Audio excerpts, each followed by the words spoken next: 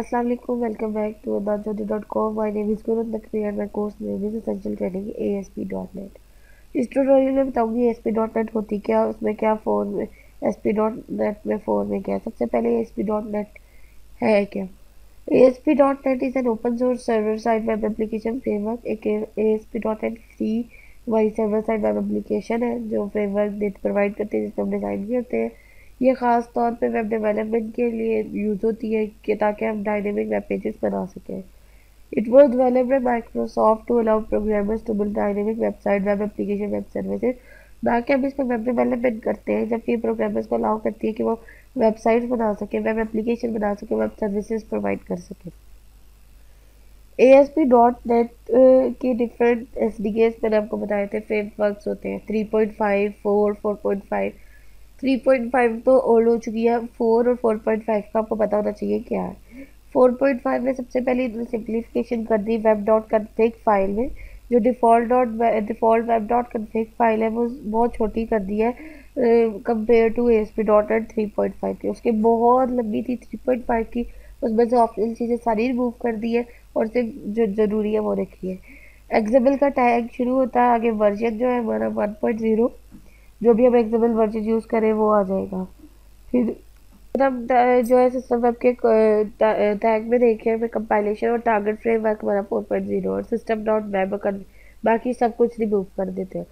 Many configuration options have to move machine.config shared among all web application। और अब इन्होंने ये भी कर दिया कॉन्फ़िगरेशन, यानी जो कॉमन है ना उनको एक जगह पे रख दिया और वहाँ से जो है उनको एक्सेस किया जा रहा है और शेयर कर दी गई है सारी वेब एप्लीकेशन के लिए।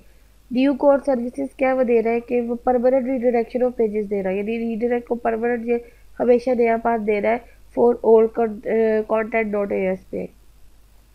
और कैशिंग प्रोवाइड करता है। पहले तो सिस्टम कैशिंग यूज़ हो सकती है, अब हम डिस्क कैशे भी यूज़ करते हैं। कैसे यूज़ करते हैं वो आप आगे देख सकते हैं। फिर हमारे पास वो कहता है कि हमारे पास रेंज बढ़ाता जा रहा है हमारी URL जो एक्सेप्टेबल है, यानी मैक्सिमम रिक्वेस्ट पाथ लेंथ 260 और मैक्सिमम क्यूरी स्ट्रिंग लेंथ 204, यानी एक्सेप्टेबल जो हमारे अलाउेबल URLs है उनका जो रन टाइम है वो इंक्रीज करता है। उसके बाद हमारी इसमें नए वेब फॉर्म टूल्स हुए। हमने मेटा टैग्स को सेट करना सीखा इसमें। ये एग्जांपल C# की हम रिजोल्यूशन बेसिक भी देख सकते हैं। C# है, ऑटो इवेंट वायरअप है 2 और कोड फाइल डिफॉल्ट दे दिया उसने। इनहेरिटेंस डिफॉल्ट आ गया। कीवर्ड्स क्या, these are my keywords, keyword को डिफाइन कर दिया और उसके बाद डिस्क्रिप्शन दे दी, दिस इज आर डिस्क्रिप्शन। उसके बाद हमने view state for individual controls, individual control के लिए भी व्यू स्टेट बना दी कि हम देख सकें क्या कंट्रोल।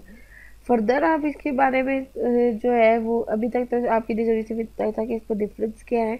अगर आप इसकी फर्दर इंफॉर्मेशन के लिए इंटरेस्टेड है तो आप इस वेबसाइट लिंक पे चले जाएं वेब पेज पे, तो आपको पता चल जाएगा कि किस लिए ज़रूरी है, क्या क्या इसमें चेंजिंग है।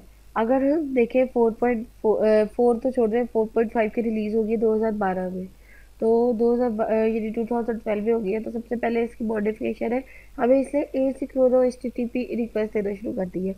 क्या मतलब है कि पहले हम कॉल बैक फंक्शन यूज़ करते हैं कि यूज़र ने कोई क्लिक किया, कोई फाइल डिमांड की, वो सर्वर साइड से आई, उसका रिप्लाई आएगा तो आगे फंक्शन प्रोसीड होगा। तो ये जो हमारी कॉल बैक फंक्शन यूज़ कर रहे थे हम, वो हमारी जो है और कॉल वगैरह ये फंक्शन जो है उसकी जगह कॉल बैक फंक्शन को ख़त्म करके इसने जो है अवेट और एसिंक्रोनस का कीवर्ड इंट्रोड्यूस करा दिया जिसमें हमें रिप्लाई की ज़रूरत है और आगे फर्दर हम प्रोसीड कर सकें। जैसे प्राइवेट एसिंक्रोनस टास्क है, scrapple HTML scrape HTML page है, object caller event arguments website. आप कोड पे ना देखें, सिर्फ कीवर्ड्स के यूज़ पे देखें कैसे यूज़ किया, कि ये हमें यहाँ से देखते पता चल गया मेरी एसिंक्रोनस रिक्वेस्ट है। कोडिंग हम देखेंगे हम कैसे करेंगे, उसके सिंटैक्स वगैरह की फिक्र ना करें। अगर फिर हमें उससे कह दिया वैलिडेशन फीचर्स इंक्रीज कर दी, यानी इससे हमारे लेजी रिक्वेस्ट वैलिडेशन थी उसको ख़त्म कर दिया और 4.5 पे ले आया और अनवैलिडेटेड रिक्वेस्ट को जो है वो सपोर्ट करने लग गया।